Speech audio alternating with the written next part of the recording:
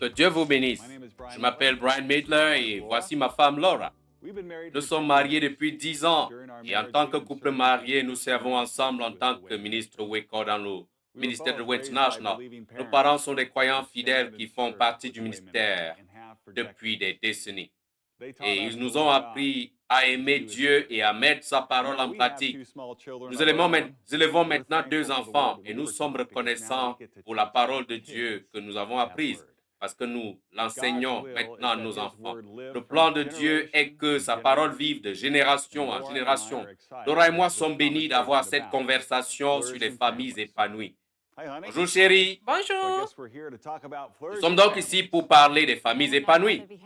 Je pense que tu es la personne avec qui je préfère avoir cette conversation.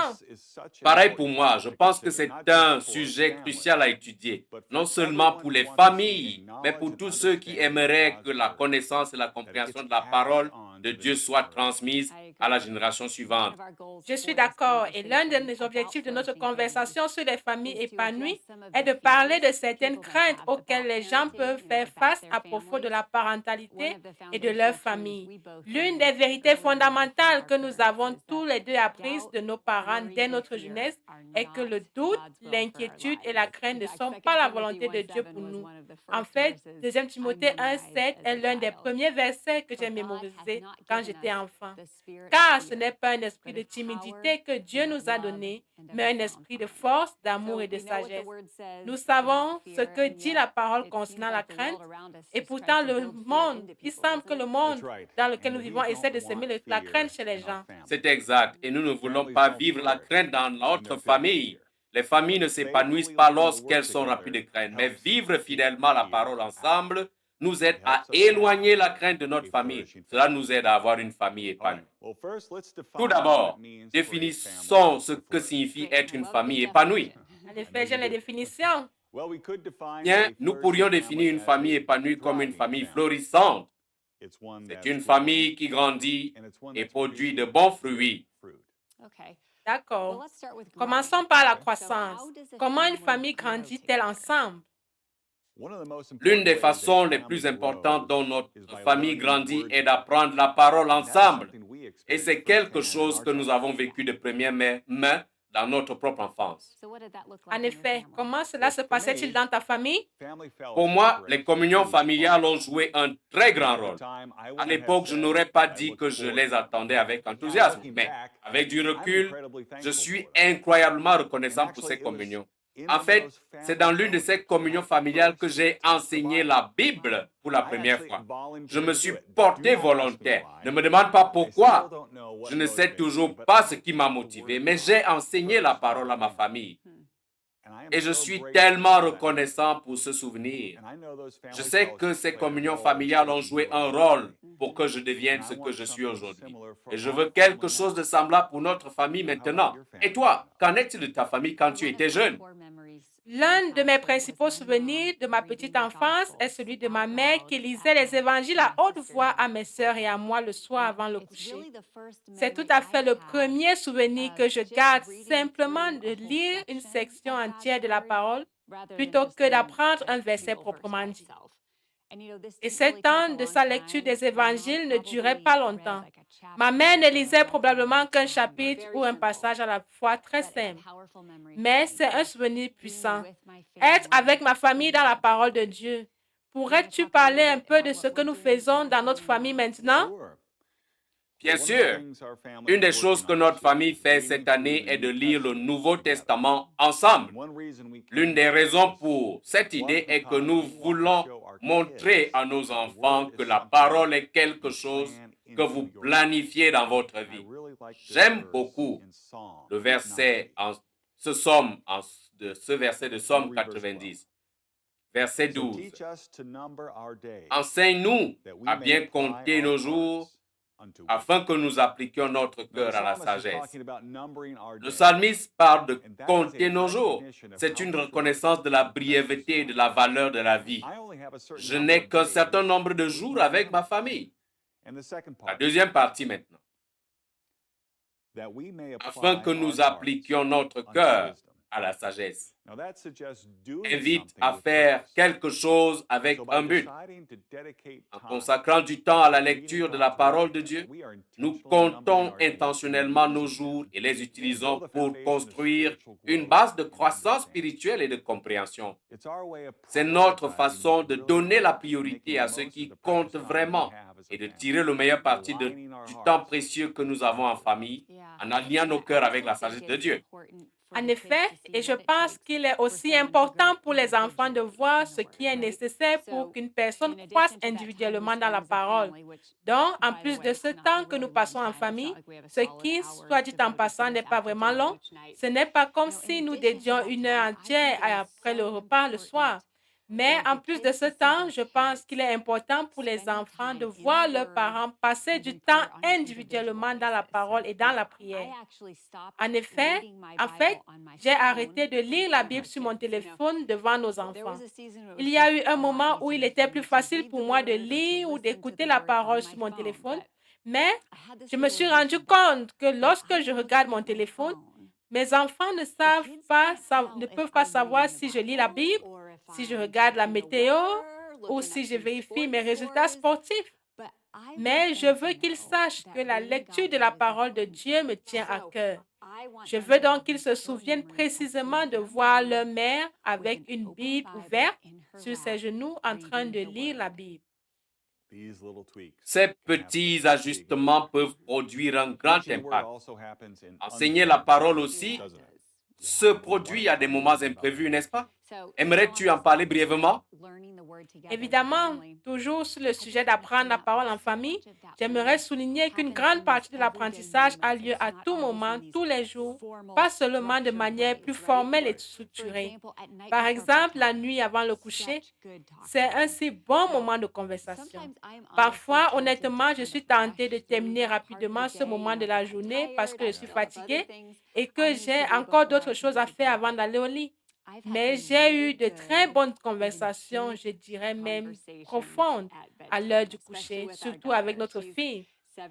Elle a aujourd'hui 7 ans et l'année dernière, elle a commencé à s'intéresser de plus en plus à apprendre la Bible. Et elle pose des questions. Tu sais, l'autre soir, je pensais que nous allions juste faire une brève prière et éteindre les lumières. C'est là qu'elle m'a posé une question sur les troisièmes ciel et terre. Ce n'était pas ce dont j'avais l'intention de parler ce soir-là, mais je me suis ravisée et j'ai fait de mon mieux pour expliquer certaines choses en des thèmes qu'elle pouvait comprendre. Ces moments sont vraiment l'application de Deutéronome 6, 7. Je vais lire ce verset que beaucoup de parents connaissent. Deutéronome 6, verset 7. Le verset 7 dit, « Tu les inculqueras à tes enfants et tu en parleras quand tu seras dans ta maison, quand tu iras en voyage, quand tu te coucheras et quand tu te lèveras. » N'importe quel moment de la journée est propice pour enseigner la parole. Évidemment, et je sais à quel point les grands-parents, nos parents, jouent un rôle là-dedans aussi. Lorsque nous leur rendons visite ou qu'ils viennent nous voir, c'est une excellente occasion pour les enfants de voir la parole vivre à travers les générations. Puis nous sommes tellement bénis en ce moment de notre vie, d'en voir nos parents près de nous. Nous vivons à environ 5 minutes des 2 groupes de parents. Cela nous procure beaucoup d'occasions de passer du temps avec eux. Et nos enfants passent du temps de qualité avec leurs grands-parents au moins 1 fois par semaine, ce que nous n'avons pas eu en grandissant. Aucun de nous n'a vécu près de ses grands-parents. Alors nous savons à quel point c'est spécial pour nos enfants d'en avoir la possibilité. Nous sommes vraiment aux premières loges pour voir comment la parole peut vivre de génération en génération en voyant nos parents et nos enfants développer entre eux des liens étroits. Et ce n'est pas seulement du temps de visite.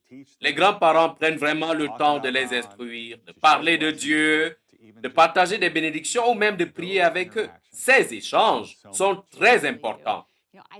Oui, les enfants ne comprennent peut-être pas tout à fait à quel point ils sont bénis d'avoir un tel héritage de croyances au sein de leur famille.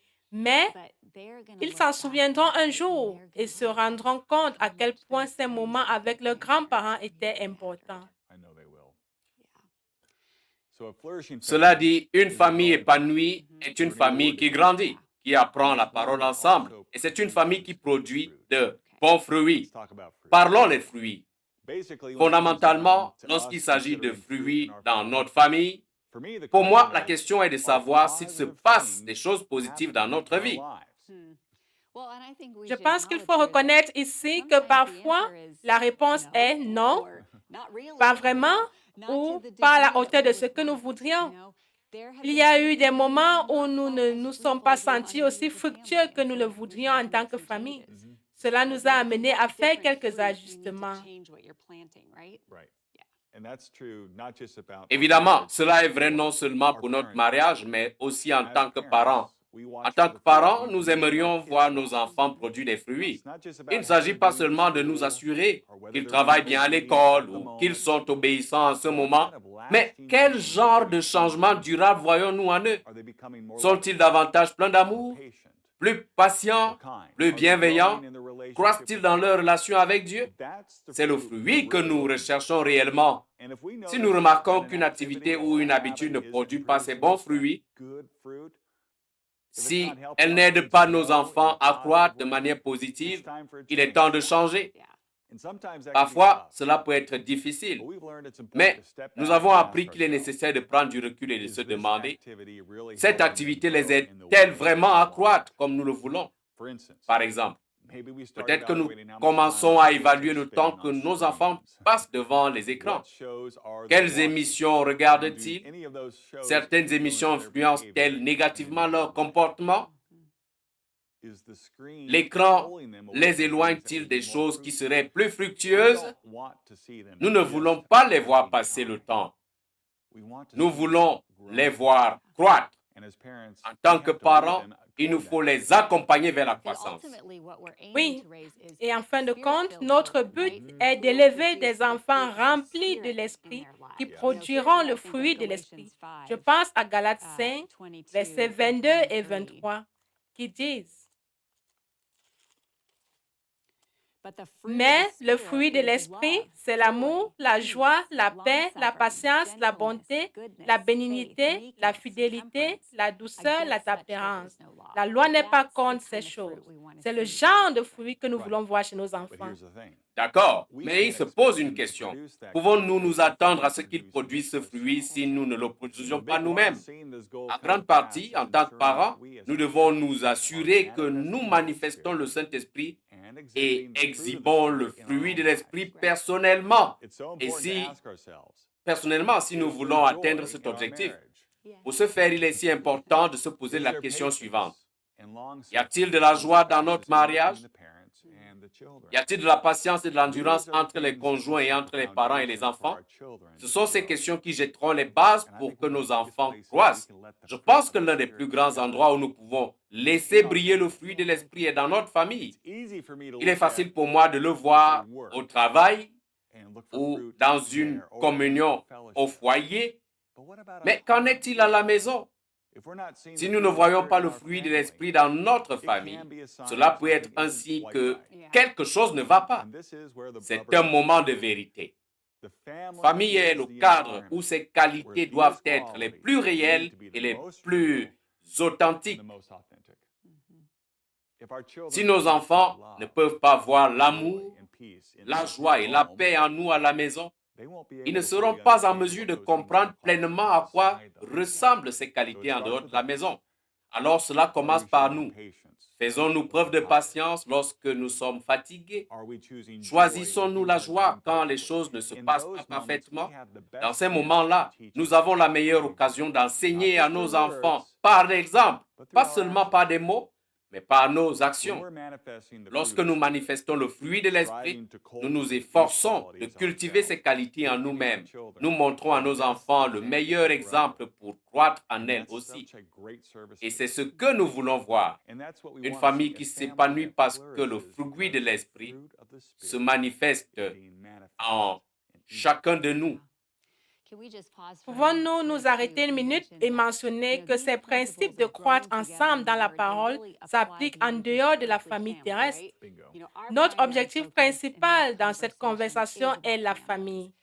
Mais ces principes ne se limitent pas à notre famille terrestre. C'est exact. C'est exact. Ces principes s'appliquent plus largement dans le contexte de la famille de Dieu. Tout comme dans notre famille terrestre, nous sommes appelés à croître ensemble dans la parole.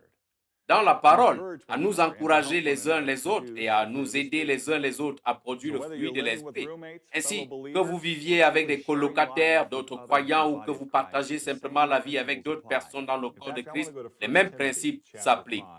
Alors, en 1 Timothée chapitre 5, 1 Timothée 5, j'aimerais lire le verset 1 et 2. Verset 1. Ne réprimande pas rudement le vieillard, mais exhorte-le comme un père. Exhorte les jeunes gens comme des frères, les femmes âgées comme des mères, celles qui sont jeunes comme des sœurs en toute pureté. Dans la famille de Dieu, nous nous traitons les uns les autres comme une famille, avec respect, amour et souci du bien-être spirituel de l'autre. Nous nous édifions les uns les autres comme nous le ferions dans notre propre maison. Pour ceux qui vivent avec d'autres croyants, c'est l'occasion de vivre ces principes avec eux. Cultivons-nous la paix dans notre foyer, dans notre communion au foyer? Sommes-nous patients vis-à-vis des défauts et des différences d'autrui? Nous pouvons montrer à nos frères et sœurs en Christ où que nous vivions la même patience et la même longanimité dont nous nous efforçons de faire preuve dans notre famille. La famille de Dieu peut être tout autant un lieu d'épanouissement spirituel que notre propre foyer. Cela dit, revenons au sujet de la crainte. Cette année, le thème de notre ministère est « Vivons sans crainte ». Et nous voulons être en mesure de vivre sans crainte parce que la crainte ne produit pas de bons fruits. Cela ne favorise pas la croissance, l'épanouissement ou le fait d'être florissant au sein d'une famille. Mais le monde offre beaucoup de tentations à la crainte. Parlons de certaines craintes courantes que les parents peuvent avoir aujourd'hui et des façons dont nous pouvons vaincre cette crainte avec la parole afin que nos familles s'épanouissent. Aimerais-tu commencer par parler de 2 craintes courantes auxquelles les pères sont confrontés? Bien sûr. Commençons par la crainte de ne pas être assez présent pour sa famille. En tant que père, il est facile de se sentir tiraillé dans une multitude de directions. Responsabilité professionnelle, engagement à l'extérieur de la maison, même la pression de subvenir aux besoins financiers. Souvent, ces responsabilités et ces engagements nous obligent à être loin de chez nous, d'où l'inquiétude des pères de ne pas être présents, littéralement là pour notre famille. Mais au fond, nous savons que notre famille a besoin de plus que notre simple présence. Elle a besoin de notre attention et de notre cœur. Trouver un équilibre entre tout cela peut sembler écrasant et c'est une crainte avec laquelle de nombreux pères se débattent, se demandant s'ils en font assez ou s'ils font vraiment une différence dans la vie de leurs enfants. L'un des plus grands défis est d'être pleinement présent lorsque vous êtes à la maison. Il est facile de se laisser prendre par la navigation de son téléphone ou de continuer à travailler à partir de son téléphone. Mais je me suis rendu compte que chaque moment que je passe distrait est un moment où je ne me connecte pas vraiment avec ma famille. Je l'ai vécu personnellement et ce n'est pas un sentiment agréable, mais le reconnaître a été un tournant pour moi. J'ai commencé à déployer un effort délibéré pour poser mon téléphone et vraiment participer pleinement à la vie familiale. C'est là que la parole peut intervenir. Allons en Proverbes chapitre 4.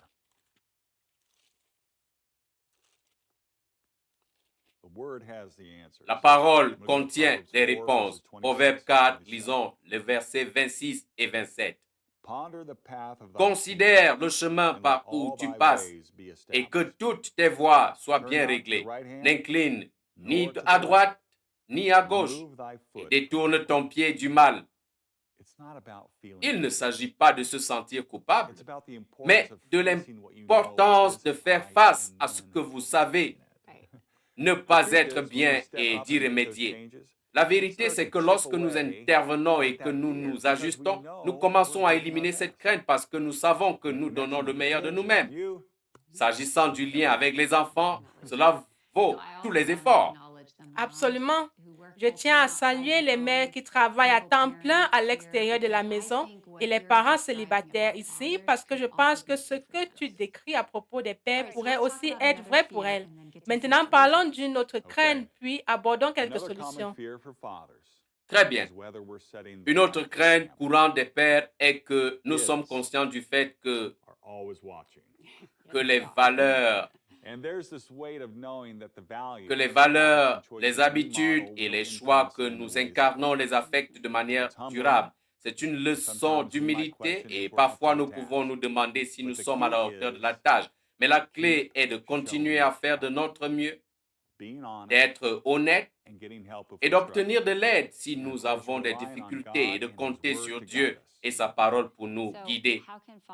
Alors, comment les pères peuvent-ils surmonter ces craintes pour que la famille puisse s'épanouir? D'accord, soyons précis. L'un des aspects les plus essentiels sur lesquels j'ai dû travailler est de définir des priorités afin de pouvoir vraiment être présent. Il est si facile pour moi de me laisser submerger par le travail, les notifications téléphoniques ou simplement l'attrait du monde numérique. Mais si je ne décide pas sur la façon dont je passe mon temps, je peux manquer ces moments précieux avec nos enfants et avec toi. Alors, quelles sont les stratégies que j'ai trouvées utiles afin de minimiser les distractions et me concentrer vraiment sur ma famille? 1. Fixer des limites en matière d'utilisation du téléphone. L'un des moyens les plus simples et les plus efficaces de réduire les distractions est de fixer les limites spécifiques pour savoir quand et comment j'utilise mon téléphone. Par exemple, j'ai l'habitude d'éteindre mon téléphone pendant les repas ou de le mettre en mode ne pas déranger lorsque je passe du temps avec ma famille. J'ai constaté que le fait de réserver certaines heures de la journée pour être sans téléphone aide vraiment. Cela signifie qu'il y a des courriels. Il n'y a pas de courriels ou de réseaux sociaux, mais simplement du temps de qualité avec mes proches. 2. Planifier du temps en famille. Je planifie du temps en famille comme je le ferais pour des réunions ou des rendez-vous de travail. Il peut s'agir d'une soirée familiale hebdomadaire ou simplement de réserver 30 minutes chaque jour pour jouer avec mes enfants ou parler avec ma femme. En faire une partie non négociable de ma routine garantit que ma famille reçoit l'attention dont elle a besoin et que je peux être pleinement présent sans trouver des prétextes pour être loin de ma famille. Autre chose? 3. Une autre stratégie que j'ai utilisée consiste à désigner des zones et des périodes sans technologie dans notre maison. Par exemple, nous nous sommes efforcés de faire de la table du dîner un lieu de conversation et non de vérifier les téléphones ou de regarder la télévision. C'est un petit changement, mais cela m'aide vraiment à me concentrer sur ma famille et à leur montrer qu'ils sont la priorité à ce moment-là. D'accord. Outre des changements apportés dans le domaine de la technologie et à nos horaires, quelles actions un père croyant peut-il prendre pour bien diriger sa famille et combien cela peut-il l'aider à surmonter la crainte? Eh bien, une action vaut 1000 mots. Et en tant que père, l'une des façons les plus efficaces de bien diriger et de démontrer un caractère selon Dieu est de tenir parole, de faire ce que nous disons que nous ferons. Ce genre de fidélité renforce la confiance non seulement dans notre relation avec nos enfants, mais aussi dans la façon dont ils voient Dieu. Si je dis à mes enfants que je vais faire quelque chose ou les aider dans un projet, ou simplement jouer avec eux, et que je ne donne pas suite, qu'est-ce que je leur enseigne sur la fidélité des promesses? D'un autre côté, quand je tiens parole, je reflète le genre de constance que Dieu nous montre. J'aimerais te montrer cela dans le livre de Nombres, chapitre 23. Nombre 23.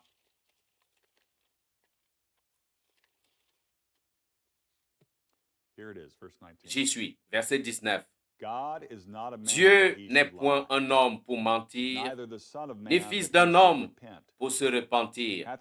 Ce qu'il a dit, ne le fera-t-il pas? Ce qu'il a déclaré, ne l'exécutera-t-il pas? Lorsque, en tant que père, je m'engage et que je le respecte, je montre à mes enfants un aperçu de la fidélité immuable de Dieu.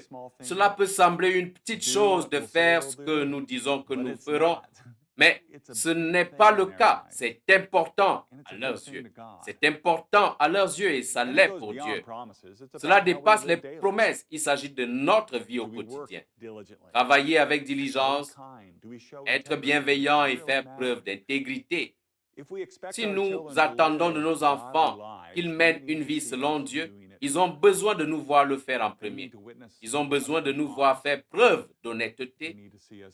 Ils ont besoin de nous voir pardonner aux autres et faire de notre mieux d'arranger les choses lorsque nous nous trompons. C'est l'héritage que nous construisons. Pas seulement en enseignant la parole, mais en la vivant de manière à ce que nos enfants l'observent et l'imitent. Il s'agit de modeler une vie de croyance, de fidélité et d'amour qui les oriente vers Dieu. Si je fais tout ce que je fais, tout ce que je sais faire dans ces catégories, cela aide à éliminer la crainte de ne pas en faire assez pour notre famille. Je pense qu'il est important de dire que la fidélité et non la perfection est la clé ici. Nos enfants savent que nous ne sommes pas parfaits. Il y a des moments où je suis retournée vers eux pour leur dire que j'avais tort sur un sujet. Comment vont-ils apprendre à admettre leurs erreurs et à demander pardon s'ils ne voient jamais maman ou papa en faire autant? S'ils ne nous entendent jamais demander pardon? Il est vraiment important pour moi que nous bâtissions un foyer comme celui-ci où le pardon est recherché et accordé gratuitement. Je pense que cela se trouve en Éphésiens 4, 32. C'est un autre verset que j'ai appris dans ma jeunesse et c'est ce à quoi j'aimerais que notre foyer ressemble. Éphésiens 4, verset 32. Soyez bons les uns envers les autres, compatissants, vous pardonnant réciproquement, comme Dieu vous a pardonné en Christ.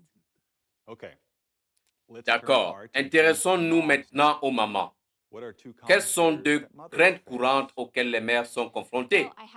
Eh bien, je n'ai pas mené d'enquête officielle, mais cette crainte m'est apparue ainsi qu'à d'autres mamans à qui j'ai parlé. Et c'est la crainte de ne pas être à la hauteur en tant que parent. Vous savez, ne pas se sentir à la hauteur du défi.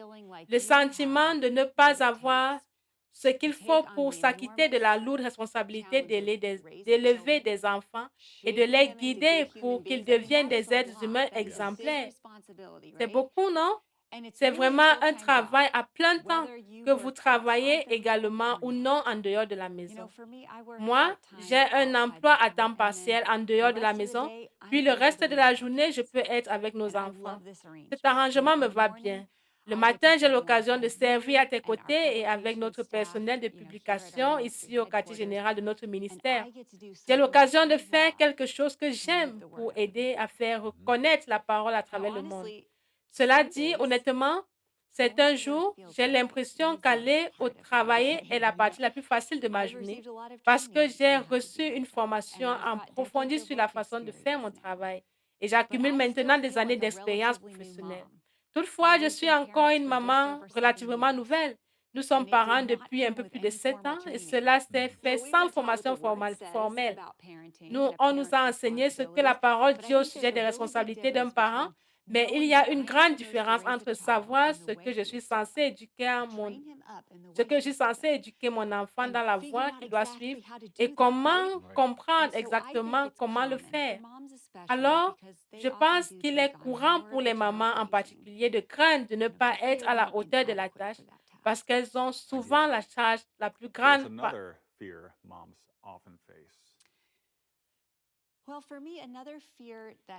Alors, quelle est l'autre crainte des mamans?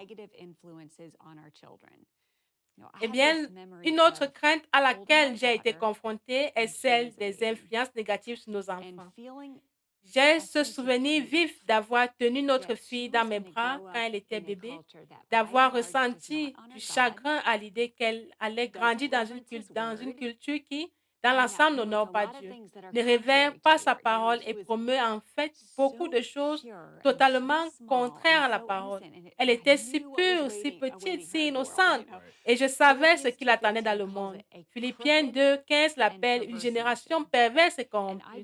Et j'ai ressenti une profonde tristesse, un sentiment de crainte. Vous savez à quoi ressemblerait le monde lorsqu'elle serait à Dieu? C'était effrayant. Je comprends, j'ai souvent ressenti la même chose. Quelles sont les clés que tu as trouvées pour t'aider à surmonter ces craintes? Eh bien, concernant la crainte de ne pas être à la hauteur, j'ai eu besoin d'accepter la grâce de Dieu. Être un parent parfait est un mythe. Nous nous connaissons depuis longtemps, nous sommes allés au collège et au lycée et une partie de l'université ensemble. Tu le sais déjà à mon sujet. J'ai compris comment réussir à peu près n'importe quelle matière à l'école. Je savais assez bien comment étudier et passer les examens. Et à un moment donné, j'ai en quelque sorte cru que la perfection, ou presque la perfection, était réalisable.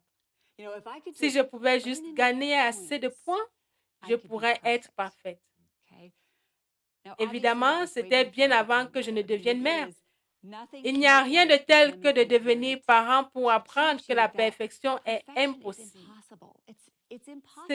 C'est impossible et c'était difficile pour moi. Mais récemment, j'ai trouvé quelque chose sur lequel j'avais écrit il y a 4 ans. Nous avions 2 enfants à ce moment-là et je ne me sentais pas très épanouie en tant que mère. J'avais l'impression que chaque jour, j'échouais à quelque chose. J'ai écrit ce qui suit. Cet échec ne signifie pas que je ne suis pas apte à être mère. Cela signifie simplement que j'ai besoin dans ma vie de quelqu'un qui n'a jamais échoué. Jamais. Ton travail ne consiste pas à être parfaite, mais de conduire tes enfants à celui qui était et est parfait, Jésus-Christ.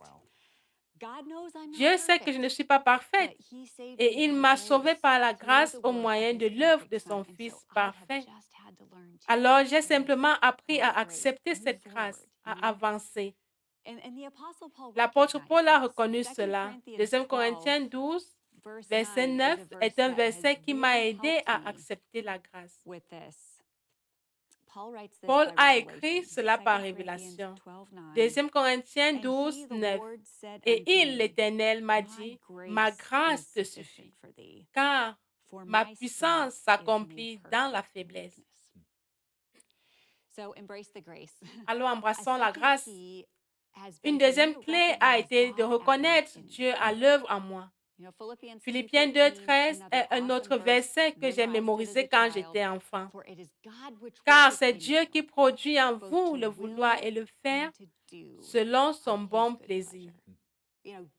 Est-ce que je crois que c'est vrai en tant que parent? Est-ce que je cherche des façons dont Dieu est à l'œuvre en moi? Est-ce que je lui demande de l'aide? Parce que quand je le fais, il est toujours là. Très bien. Qu'en est-il de la crainte des influences négatives sur nos enfants? 2 choses. Premièrement, contrôler ce que je peux contrôler. Je n'ai pas le contrôle de ma culture. Je peux croire l'influencer positivement, mais je ne peux pas la contrôler. Cependant, je peux rendre notre maison aussi positive que possible. Je peux travailler à orienter positivement la communication dans notre maison afin qu'elle s'accorde avec Éphésiens 4, 29, qui servent à l'édification et communiquent une grâce à ceux qui l'entendent. C'est ce qui est sous mon contrôle. Deuxièmement, favoriser une communication ouverte. C'est pourquoi il est si important d'avoir des conversations de qualité avec nos enfants. L'année dernière, j'ai trouvé différentes questions à poser à nos enfants sur leur journée. J'essayais de les amener à partager un moment agréable et un moment moins agréable de leur journée, mais ils ne comprenaient pas cette terminologie. J'ai donc dû changer d'approche. Maintenant, quand je pose les questions ci-après, qu'as-tu aimé le plus aujourd'hui? Y a-t-il quelque chose dans la journée que tu n'as pas apprécié? J'obtiens presque toujours une réponse précise aux deux questions. Et parfois, ce sont ces questions qui ont révélé des récits tels que quelqu'un a été méchant à l'école ou quelque chose a été décevant. Ensuite, nous pouvons en parler. Alors, je veux garder ces moyens de communication ouverts que j'ai avec les enfants aujourd'hui pendant qu'ils sont jeunes et que leurs défis sont relativement simples, de sorte que lorsque quelque chose dans la culture essaie de les influencer de manière négative, leur première réponse sera: j'ai besoin d'en parler à maman et à papa. Alors, nous pouvons les influencer positivement, surtout en leur disant ce que dit la parole de Dieu. Cela fait partie de l'art d'être parent, n'est-ce pas? Conduire nos enfants vers la parole. Eh bien, j'ai aimé parler de ce sujet des familles épanouies avec toi. Nous avons parlé de ce que cela signifie pour les familles, de s'épanouir, de certaines craintes courantes auxquelles les parents peuvent être confrontés et des mesures spécifiques que nous pouvons prendre en tant que parents pour surmonter la crainte. La parole de Dieu, le plan de Dieu est que sa parole vive de génération en génération. L'un des principaux moyens d'y parvenir est que les familles vivent fidèlement la parole ensemble. Nous pouvons bâtir un environnement familial où chaque membre peut croître et produire des fruits. Même si le monde propose de nombreuses tentations à la crainte, nous pouvons vaincre ces craintes avec la parole afin que notre famille puisse s'épanouir. Que Dieu vous bénisse, vous et votre famille.